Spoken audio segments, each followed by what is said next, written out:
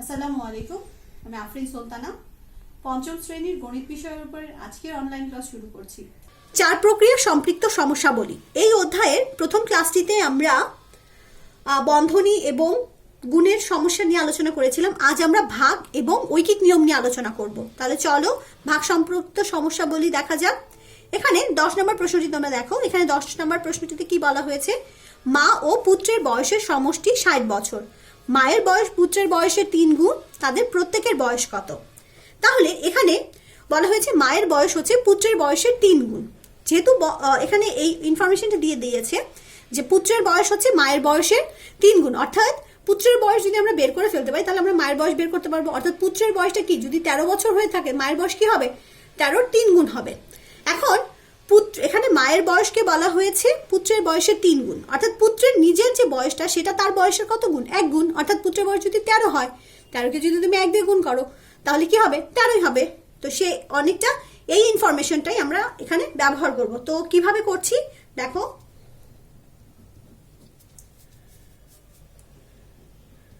পুত্রের বয়স সমান সমান পুত্রের বয়সের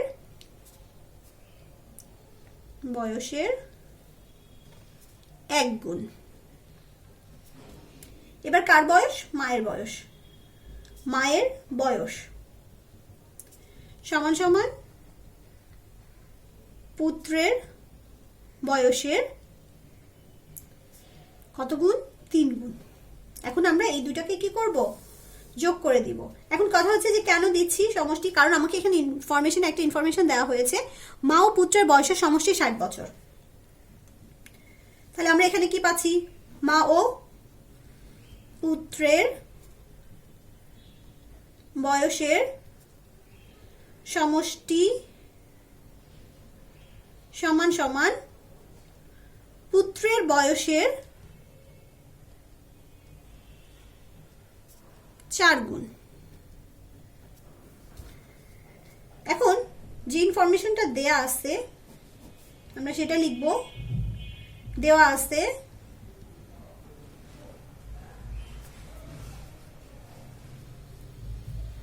কি দেওয়া আছে? মা ও পুত্রের বয়সের সমষ্টি সমান সমান 60 বছর। এখন এটা মা ও পুত্রের বয়সের সমষ্টি, এটা মা ও পুত্রের বয়সের সমষ্টি। মা ও পুত্রের বয়সের সমষ্টি 60 বছর দেওয়া আছে। আবার কি বলা হচ্ছে?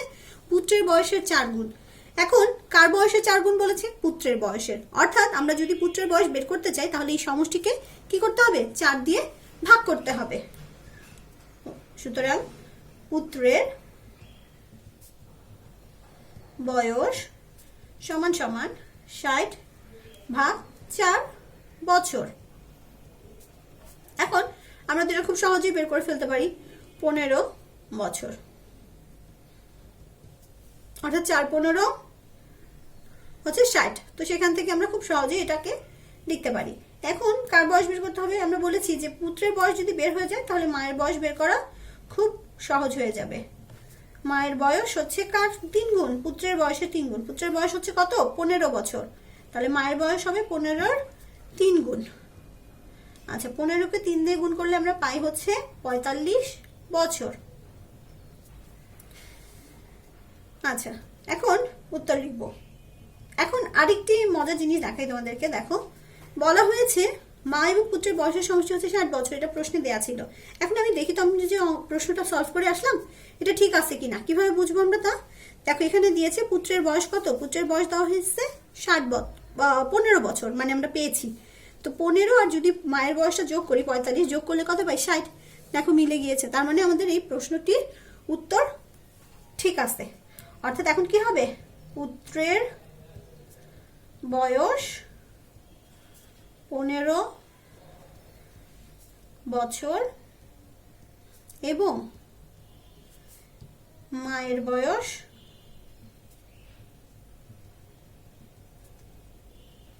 45 বছর। 11 নম্বর প্রশ্নটি যদি আমি তোমাদের সলভ করে দেখিয়ে দিই তাহলে আশা করা যায় যে 12 নম্বরটি তোমরা পারবে। তাহলে প্রথমে হচ্ছে 11 নম্বর প্রশ্নটি আমরা পড়ে নিব। কি বলা হয়েছে? ভাজক 78, ভাগফল 25, ভাগশেষ হলো ভাজকের 1/3। এখানেও একটা ছোট্ট ভাগ আছে এবং ভাজ্য কত। তাহলে প্রথমে আমরা কি করব? প্রথমে দেওয়া আছে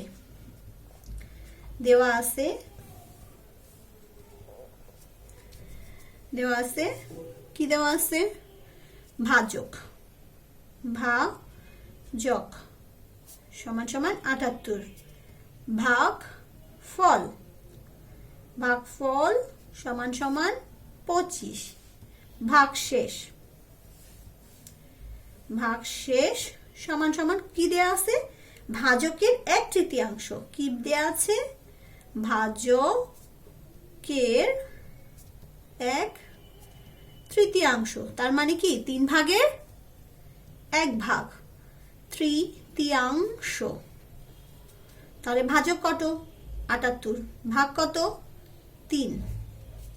তাহলে এটা একটা ছোট্ট ভাগ, এটা হবে হচ্ছে 26। এটা তুমি রাফে করে নিতে পারো, আর যদি মুখে মুখে পারো তাহলে তো মুখে মুখে করে ফেলবে, না হলে ভাগেও করা মানে রাফে গিয়ে তোমরা করে নিয়ে আসতে পারো।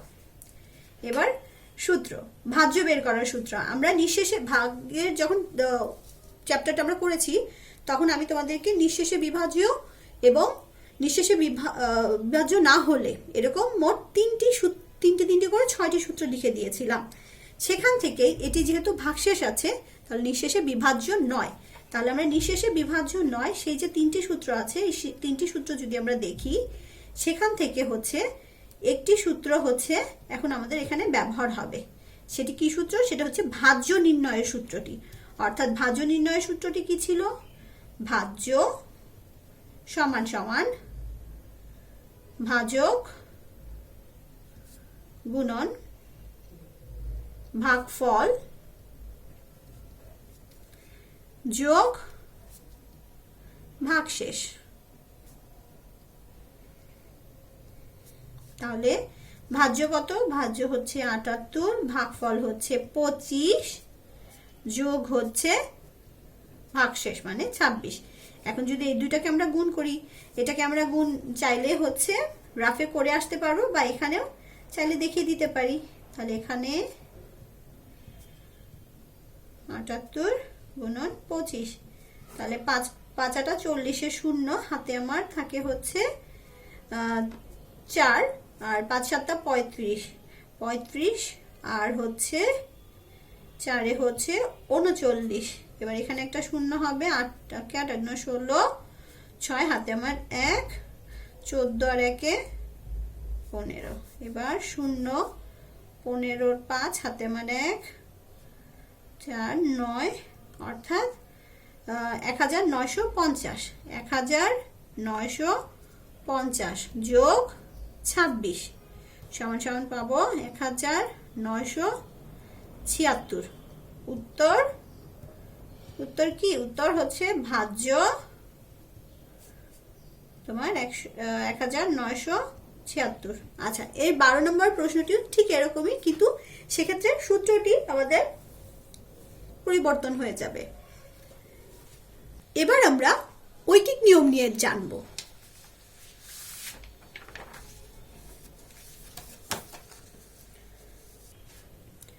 গণিতের অসংখ্য নিয়মের মধ্যে ঐকিক নিয়ম খুবই গুরুত্বপূর্ণ একটি নিয়ম।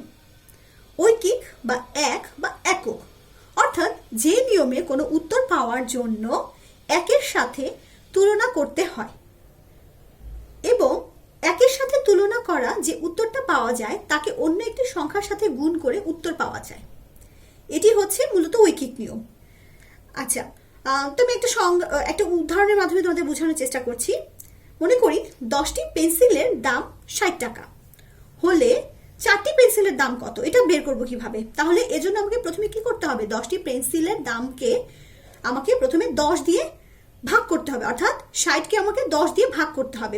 ভাগ করলে আমি কি পাবো? একটি পেন্সিলের দাম পেয়ে যাব। এই যে একটি পেন্সিলের দাম পেয়েছি, একে যদি আমরা 4 দিয়ে গুণ করে দেই তাহলে আমি কয়টি পেন্সিলের দাম পাবো? 4টি পেন্সিলের দাম পাবো। ঐকিক নিয়মকে যদি আমরা সংজ্ঞার মাধ্যমে লিখতে যাই তাহলে এটিকে এভাবে বলা যায়, প্রথমে একটি রাশির মান বের করে পরে কোনো সমস্যা সমাধানের পদ্ধতিকে ঐকিক নিয়ম বলে। কতগুলো জিনিসের দাম, ওজন, পরিমাণ ইত্যাদি থেকে প্রথমে একটি জিনিসের দাম, ওজন, পরিমাণ বের করে তা থেকে নির্দিষ্ট সংখ্যক একই জাতীয় জিনিসের দাম, ওজন, পরিমাণ নির্ণয় করার পদ্ধতিকে ঐকিক নিয়ম বলে। তাহলে এই নিয়মের সমস্যাগুলো আমরা কিভাবে সলভ করব, চলো সেটা দেখি।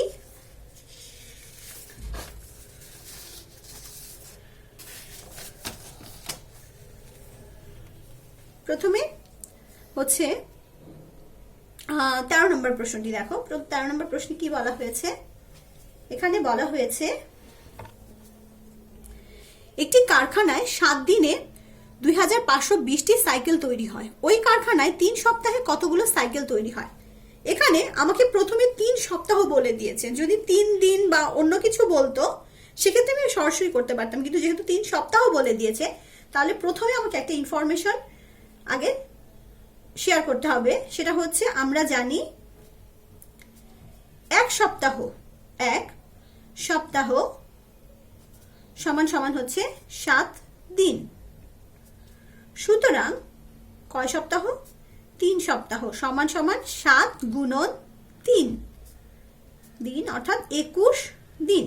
অর্থাৎ আমাকে কয় দিনের বের করতে হবে সাইকেল তৈরি হয় কয়দিন, অর্থাৎ 21 দিনে কতগুলো সাইকেল তৈরি হয় তা বের করতে হবে। অর্থাৎ এই যে প্রশ্নটি বলেছে 7 দিনে 2520টি সাইকেল তৈরি হয়, তাহলে সাইকেল যে তৈরি হয়, কয়টি সাইকেল তৈরি হয় যেটিকে বের করতে হবে তাকে সবার শেষে দিতে হবে। অর্থাৎ 7 দিনে তৈরি হয় এতটি সাইকেল। 7 দিনে তৈরি করা যাবে 2520টি সাইকেল।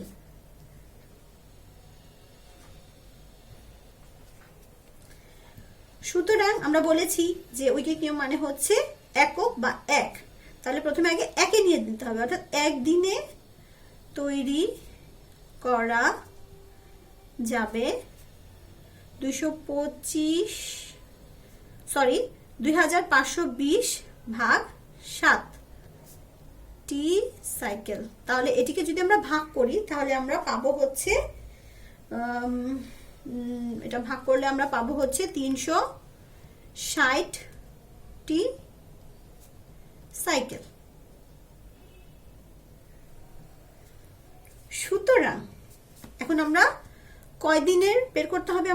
আমাদের বের করতে হবে 7 দিনের। যেহেতু একদিনের থেকে 7 দিন পরিমাণে বেশি, অর্থাৎ বেশি দিনের কথা বলা হয়েছে, তাহলে এখানে কি হবে? গুণ হবে। তাহলে হচ্ছে 21 দিনে তৈরি করা যাবে 360 গুণন 21টি সাইকেল সমান সমান, এখানে আমরা গুণটা দেখিয়ে দিতে পারি, 36 আর হচ্ছে, আচ্ছা আমরা এখানে কেন 36 নিয়েছি 360 না নিয়ে? কারণ আমরা জানি এক শূন্য থাকলে সেটাকে আমরা প্রথমে লিখে নিব। আচ্ছা, তারপর শূন্য ছাড়া যে সংখ্যাগুলো আছে তাদেরকে গুণ করে গুণফলটা দেখিয়ে দিলে হয়ে যাবে।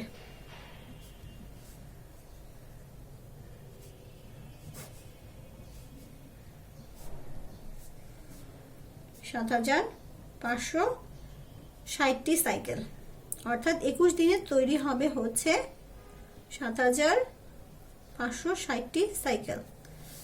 উত্তর 7560টি সাইকেল।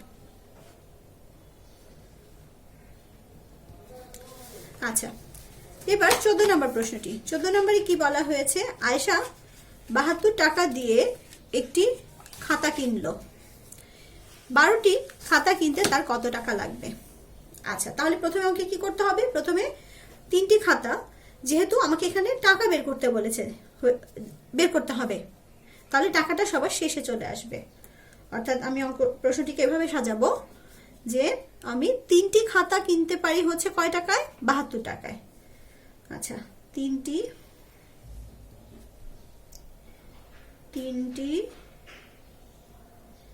খাতা কিনতে লাগে 72 টাকা। সুতরাং কয়টি খাতা লাগবে?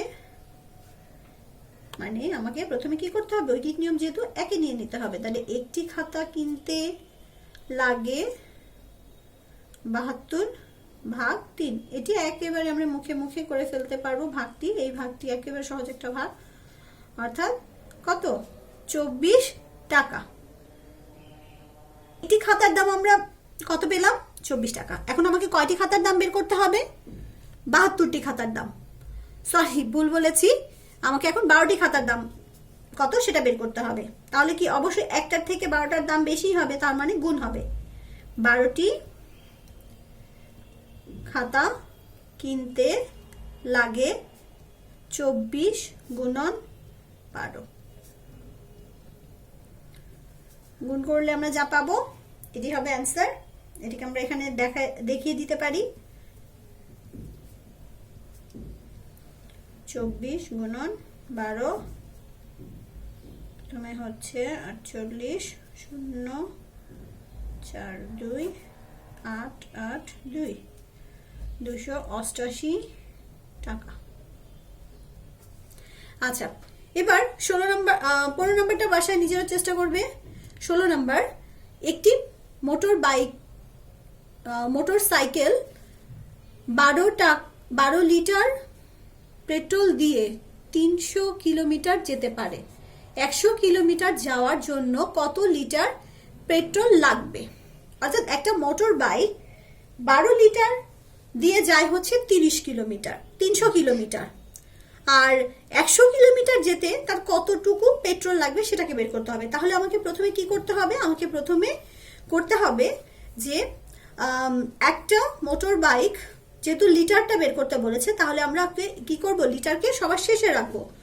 আচ্ছা, তাহলে আমরা অবশ্যই লাইনটি এভাবে লিখতে পারি, 300 কিলোমিটার যেতে পেট্রোল লাগে হচ্ছে 12 কিলোমিটার 12 লিটার।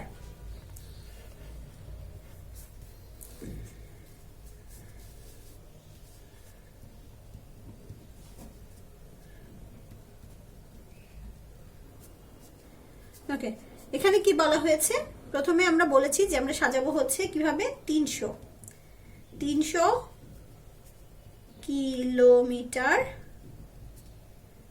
যেতে, কিমি মানে হচ্ছে কিলোমিটার, যেতে বা যাওয়ার জন্য যেতে পেট্রোল